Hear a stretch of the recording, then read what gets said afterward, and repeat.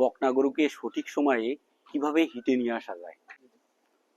আসসালামু আলাইকুম দর্শক, আশা করি আপনারা ভালো আছেন।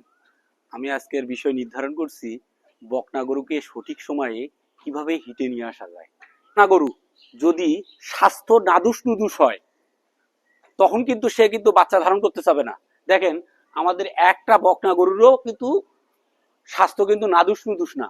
আমি আপনাদের নাদুস নুদুস বলতেছি এই কারণে, খুব বেশি স্বাস্থ্য না, স্বাস্থ্যটা খুব হালকা পাতলা। বকনা গরুর এই কাজটা করতে হবে। বকনা গরুকে প্রয়োজনীয় পরিমাণ এবং মনে করে পুষ্টি সমৃদ্ধ দানাদার খাদ্য দিতে হবে এবং কাঁচা ঘাসের পরিমাণ পর্যাপ্ত দিতে হবে। দেখেন, আপনাদের দেখানোর চেষ্টা করছি যে বকনা গরু হিটে না আসার কিন্তু এটা কিন্তু আমাদের গ্রামগঞ্জে যে কাজটা করে, যে যে যারা গরু লালন পালন করে তারা গাভীকে মানে গাভীর মতো খাদ্য দেয় বকনাকে। বকনা হয়ে যায় খুব নাদুস নুদুস, এই কারণে সে বীজ কনসেপ্ট করতে চায় না। এটা হচ্ছে হলো বড় কারণ। আমি আপনাদের বলছিলাম না যে বকনা গরু সঠিক সময়ে যে হিটে আসবে এবং হিটে আসলে কি কি আপনাদের কিছু আমাদের বকনা দেখায়। এই যে এগুলো হচ্ছে আমাদের খামারে লালিত পালিত এবং বকনা গরু। এই দেখো আরো কিছু বকনা আছে, এইদিকেও কিছু বকনা গরু আছে।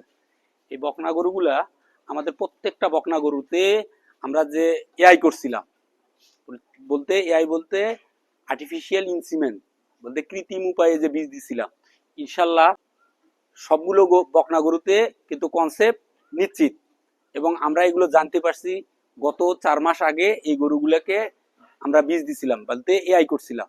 এখন আমরা কিছুদিন আগে, এই গত 2 দিন আগে ইনশাল্লাহ আমরা এটা চেক করছি, বলতে পিটি করছি।